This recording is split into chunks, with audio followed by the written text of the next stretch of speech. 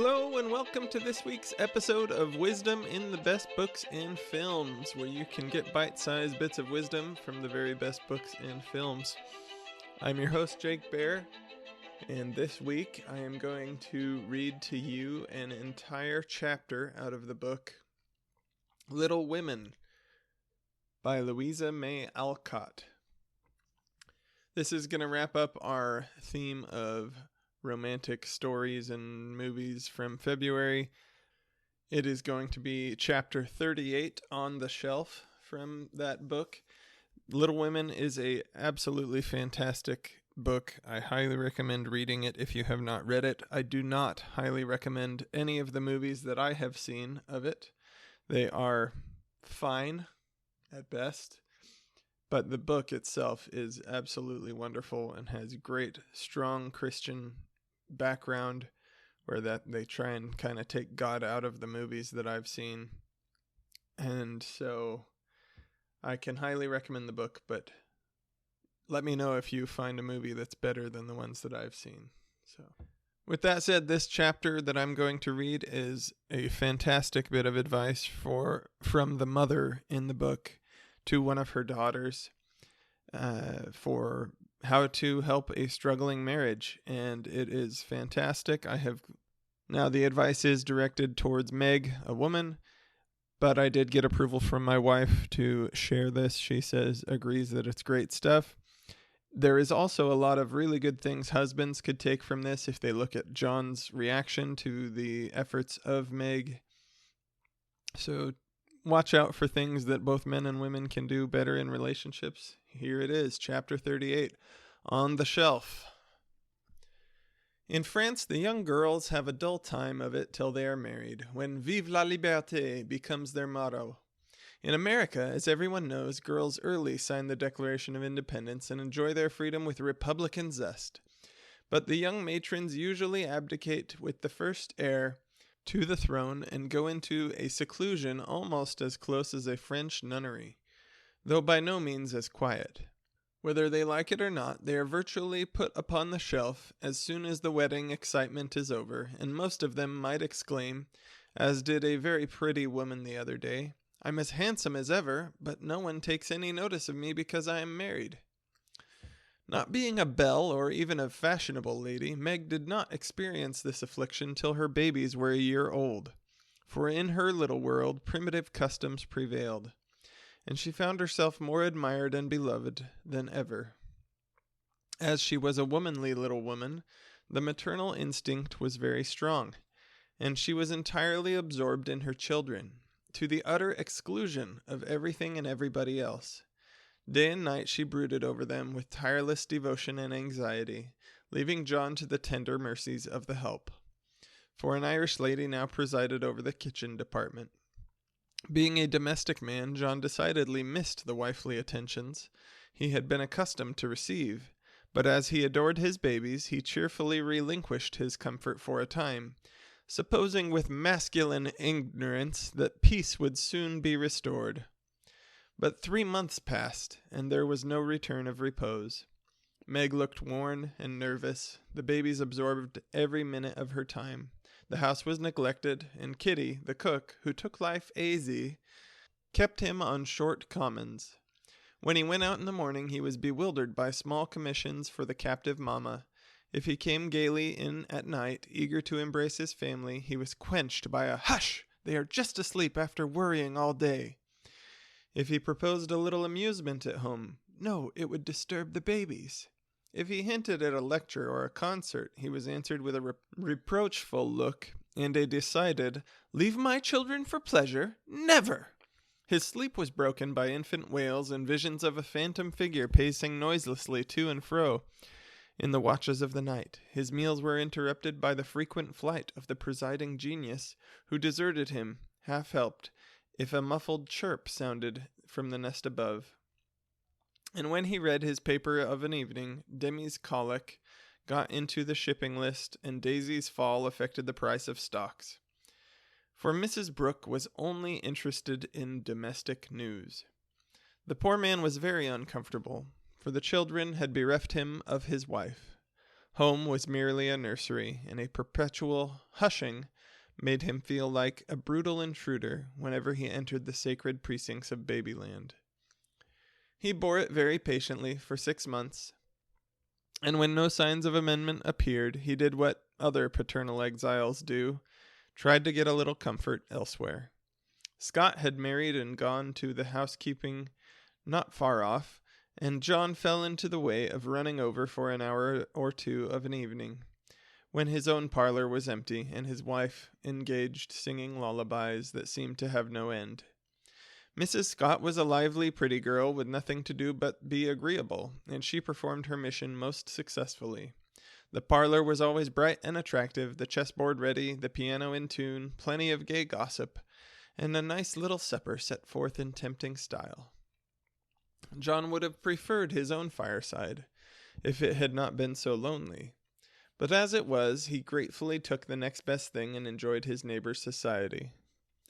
Meg rather approved of the new arrangement at first, and found it a relief to know that John was having a good time instead of dozing in the parlor, or tramping about the house and waking the children. But by and by, when the teething worry was over and the idols went to sleep at proper hours, leaving Mama time to rest, she began to miss John, and find her work-basket dull company, when he was not sitting opposite in his old dressing-gown, comfortably scorching his slippers on the fender. She would not ask him to stay at home, but felt injured because he did not know that she wanted him without being told. Entirely forgetting the many evenings he had waited for her in vain, she was nervous and worn out with watching and worry, and in that unreasonable frame of mind, which the best of mothers occasionally experience when domestic cares oppress them, want of exercise robs them of cheerfulness, and too much devotion to that idol of American women, the teapot, makes them feel as if they were all nerve and no muscle. "Yes," she would say, looking in the glass, "I'm getting old and ugly. John doesn't find me interesting anymore, so he leaves his faded wife and goes to see his pretty neighbor, who has no encumbrances. Well, the babies love me. They don't care if I am thin and pale and haven't time to crimp my hair. They are my comfort. And some day John will see that I've gladly sacrificed for them, won't he, my precious?" To which pathetic appeal Daisy would answer with a coo, or Demi with a crow, and Meg would put by her lamentations for a maternal revel, which soothed her solitude for the time being. But the pain increased as politics absorbed John, who was always running over to discuss interesting points with Scott, quite unconscious that Meg missed him. Not a word did she say, however, till her mother found her in tears one day, and insisted on knowing what the matter was. For Meg's drooping spirits had not escaped her observation. "I wouldn't tell anyone except you, Mother, but I really do need advice, for if John goes on much longer, I might as well be widowed," replied Mrs. Brooke, drying her tears on Daisy's bib with an injured air. "Goes on how, my dear?" asked her mother anxiously. "He's away all day, and at night when I want to see him he is continually going over to the Scots. It isn't fair that I should have the hardest work and never any amusement. Men are very selfish, even the best of them." "So are women. Don't blame John till you see where you are wrong yourself. But it can't be right for him to neglect me. Don't you neglect him?" "Why, Mother, I thought you'd take my part." "So I do, as far as sympathizing goes, but I think the fault is yours, Meg." "I don't see how. Let me show you. Did John ever neglect you, as you call it, while you made it a point to give him your society of an evening, his only leisure time?" "No, but I can't do it now with 2 babies to tend." "Oh, I think you could, dear, and I think you ought. May I speak quite freely, and will you remember that it's Mother who blames, as well as Mother who sympathizes?" "Indeed I will. Speak to me as if I were little Meg again. I often feel as if I needed teaching more than ever since these babies look to me for everything." Meg drew her low chair beside her mother's, and with a little interruption in either lap, the 2 women rocked and talked lovingly together, feeling that tie of motherhood made them more one than ever. You have only made the mistake that most young wives make, forgotten your duty to your husband in your love for your children. A very natural and forgivable mistake, Meg, but one that had better be remedied before you take to different ways. For children should draw you nearer than ever, not separate you, as if they were all yours, and John had nothing to do but support them. I've seen it for some weeks, but have not spoken, feeling sure it would come right in time. I'm afraid it won't. If I ask him to stay, he'll think I'm jealous, and I wouldn't insult him by such an idea. He doesn't see that I want him, and I don't know how to tell him without words. Make it so pleasant. He won't want to go away, my dear. He's longing for his little home, but it isn't home without you. And you are always in the nursery. Oughtn't I to be there? Not all the time. Too much confinement makes you nervous, and then you are unfitted for everything. Besides, you owe something to John as well as the babies. Don't neglect husband for children. Don't shut him out of the nursery, but teach him how to help in it. His place is there as well as yours, and the children need him. Let him feel that he has a part to do, and he will gladly do it, faithfully, and it will be better for you all. You really think so, Mother? I know it, Meg, for I've tried it, and I seldom give advice unless I've proved its practicability. When you and Joe were little, I went on just as you are, feeling as if I didn't do my duties unless I devoted myself wholly to you. Poor father took to his books, after I had refused all offers to help, and left me to try my experiment alone. I struggled along as well as I could, but Joe was too much for me.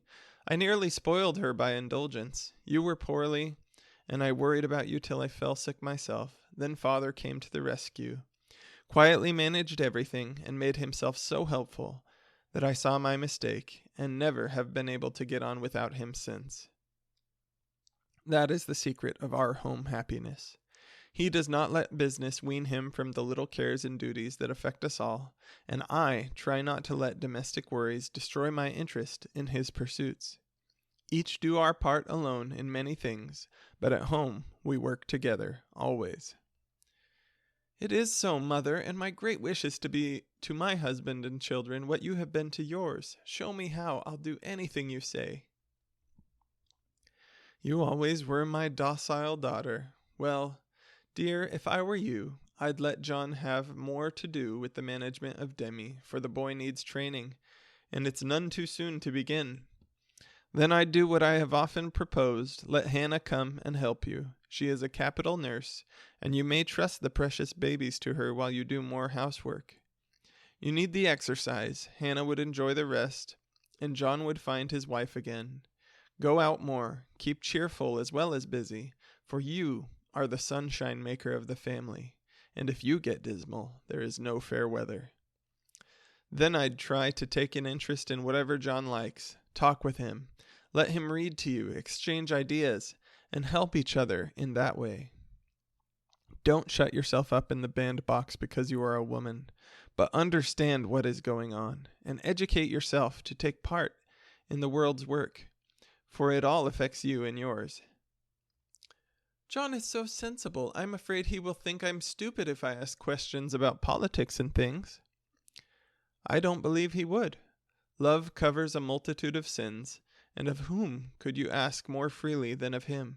Try it, and see if he doesn't find your society far more agreeable than Mrs. Scott's suppers. I will. Poor John, I'm afraid I have neglected him sadly. But I thought I was right, and he never said anything. He tried not to be selfish, but he has felt rather forlorn, I fancy. This is just the time, Meg, when young married people are apt to grow apart, and the very time when they ought to be most together. For the first tenderness soon wears off unless care is taken to preserve it, and no time is so beautiful and precious to parents as the first years of the little lives given to them to train. Don't let John be a stranger to the babies, for they will do more to keep him safe and happy in this world of trial and temptation than anything else. And through them you will learn to know and love one another as you should. Now, dear, goodbye. Think over Mother's preachment and act upon it if it seems good. and God bless you all. Meg did think it over, found it good, and acted upon it, though the first attempt was not made exactly as she planned to have it. Of course, the children tyrannized over her and ruled the house as soon as they found out that kicking and squalling brought them whatever they wanted. Mama was an abject slave to their caprices, but Papa was not so easily subjugated, and occasionally afflicted his tender spouse by an attempt at paternal discipline with his obstreperous son. For Demi inherited a trifle of his sire's firmness of character, we won't call it obstinacy, and when he made up his little mind to have or to do anything, all the king's horses and all the king's men could not change that pertinacious little mind. Mama thought the dear too young to be taught to conquer his prejudices, but Papa believed that it never was too soon to learn obedience. So Master Demi early discovered that when he undertook to wrestle with Parpar, he always got the worst of it. Yet like the Englishman, Baby respected the man who conquered him, and loved the father whose grave no was more impressive than all Mama's love pats. A few days after the talk with her mother, Meg resolved to try a social evening with John. So she ordered a nice supper, set the parlor in order, dressed herself prettily, and put the children to bed early, that nothing should interfere with her experiment. But unfortunately, Demi's most unconquerable prejudice was against going to bed, and that night he decided to go on a rampage. So poor Meg sang and rocked, told stories, and tried every sleep-provoking wile she could devise, but all in vain. The big eyes wouldn't shut. Long after Daisy had gone to the bylow, like the chubby little bunch of good nature she was, naughty Demi lay staring at the light with the most discouragingly wide-awake expression of countenance.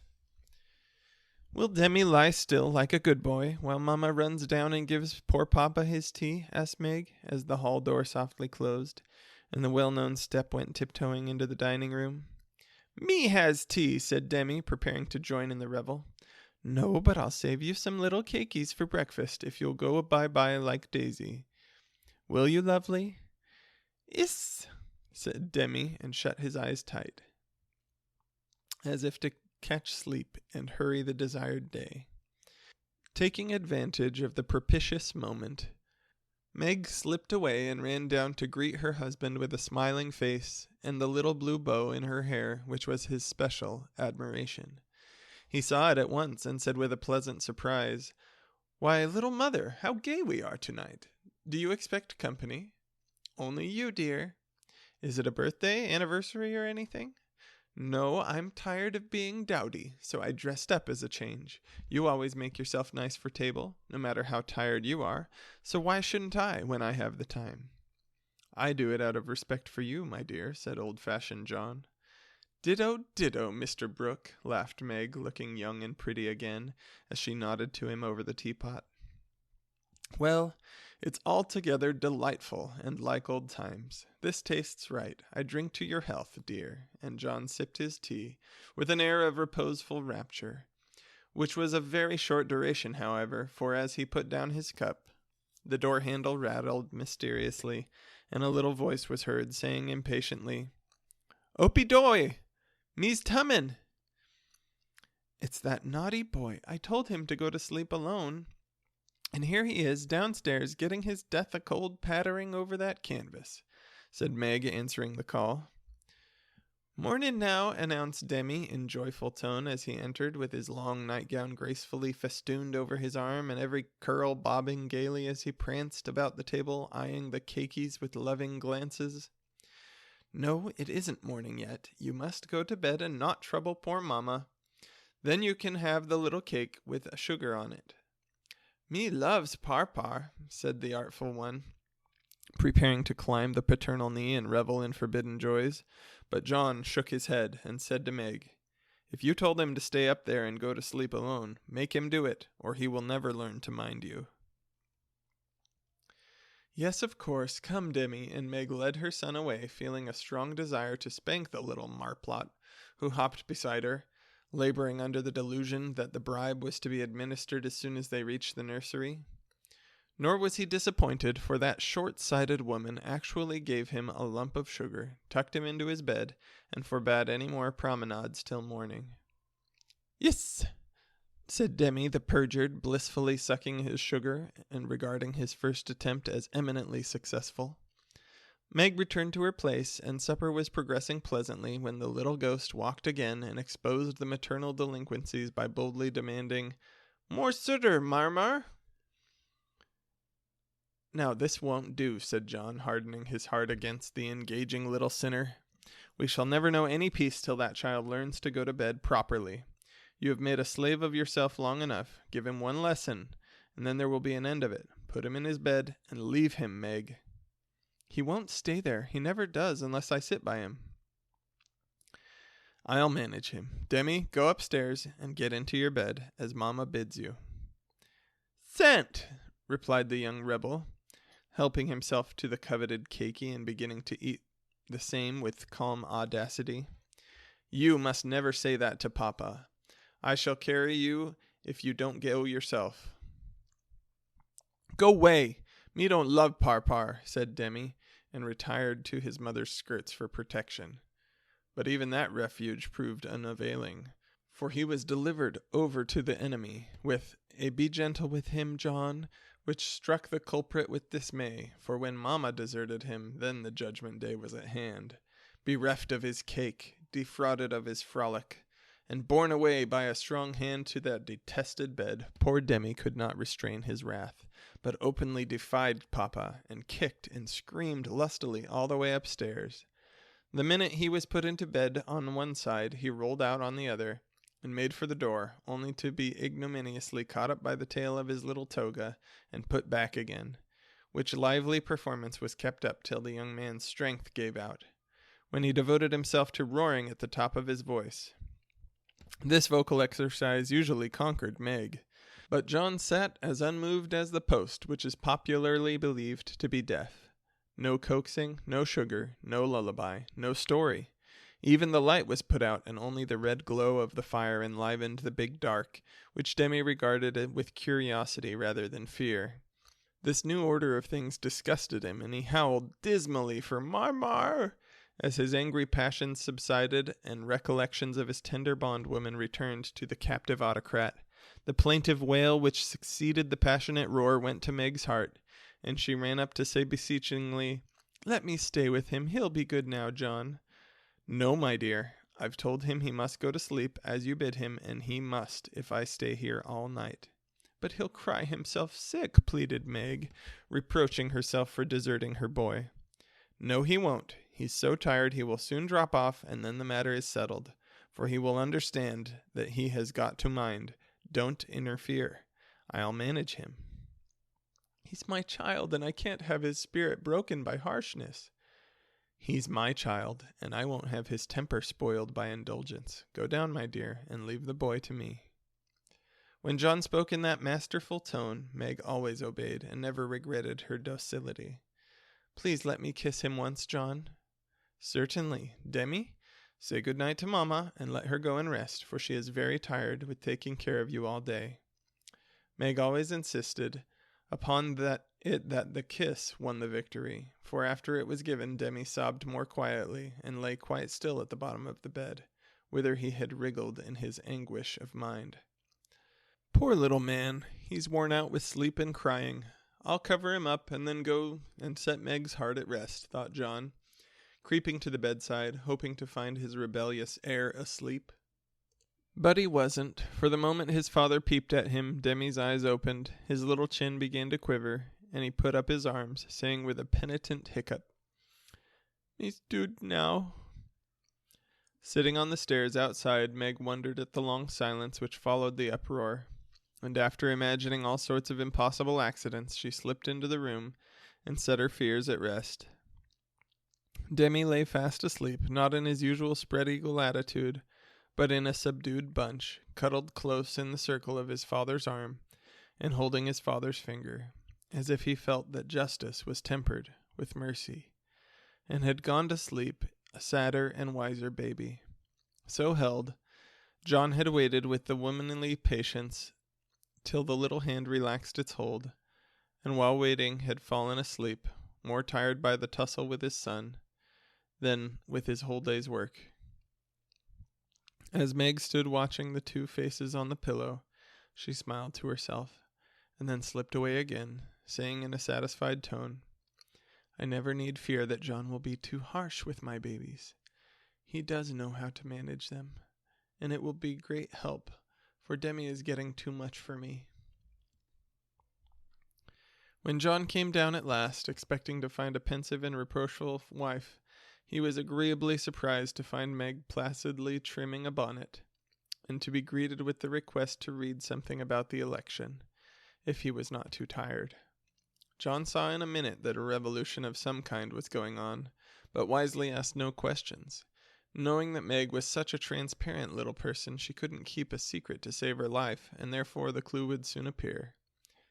He read a long debate with the most amiable readiness, and then explained it in his most lucid manner, while Meg tried to look deeply interested, to ask intelligent questions, and keep her thoughts from wandering from the state of the nation to the state of her bonnet. In her secret soul, however, she decided that politics were as bad as mathematics, and that the mission of politicians seemed to be calling each other names, but she kept these feminine ideas to herself, and when John paused, shook her head and said with what she thought diplomatic ambiguity, "Well, I really don't see what we are coming to." John laughed and watched her for a minute as she poised a pretty little preparation of lace and flowers on her hand, and regarded it with the genuine interest which his harangue had failed to waken.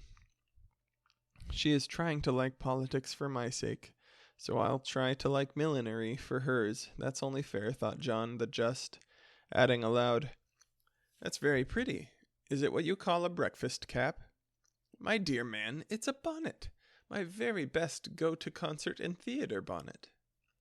"I beg your pardon, it was so small. I naturally mistook it for one of the flyaway things you sometimes wear. How do you keep it on?" "These bits of lace are fastened under the chin with a rosebud, so," and Meg illustrated by putting on the bonnet and regarding him with an air of calm satisfaction that was irresistible. "It's a love of a bonnet, but I prefer the face inside, for it looks young and happy again," and John kissed the smiling face, to the great detriment of the rosebud under the chin. "I'm glad you like it, for I want you to take me to one of the new concerts some night. I really need some music to put me in tune. Will you, please?" "Of course I will, with all my heart, or anywhere else you like. You have been shut up so long, it will do you no end of good, and I shall enjoy it. Of all things, what put it into your head, little mother?" "Well, I had a talk with Marmee the other day, and told her how nervous and cross and out of sorts I felt, and she said I needed change and less care, so Hannah is to help me with the children, and I'm to see to things about the house more, and now and then have a little fun, just to keep me from getting to be a fidgety, broken-down old woman before my time. It's only an experiment, John, and I want to try it for your sake as much as for mine, because I've neglected you shamefully lately, and I'm going to make home what it used to be, if I can. You don't object, I hope." Never mind what John said, or what a very narrow escape that little bonnet had from utter ruin. All that we have any business to know is that John did not appear to object, judging from the changes which gradually took place in the house and its inmates. It was not all paradise by any means, but everyone was better for the division of labor system. The children throve under the paternal rule, for accurate, steadfast John brought order and obedience into babydom, while Meg recovered her spirits and composed her nerves by plenty of wholesome exercise, a little pleasure, and much confidential conversation with her sensible husband. Home grew homelike again, and John had no wish to leave it, unless he took Meg with him. The Scotts came to the Brookses now, and everyone found the little house a cheerful place, full of happiness, content, and family love.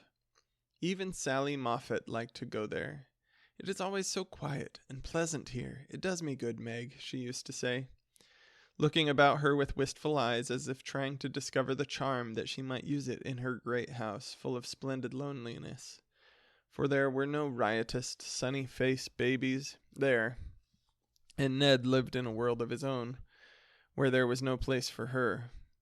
This household happiness did not come all at once, but John and Meg had found the key to it, and each year of married life had taught them how to use it, unlocking the treasures of real home, love, and mutual helpfulness, which the poorest may possess and the richest cannot buy.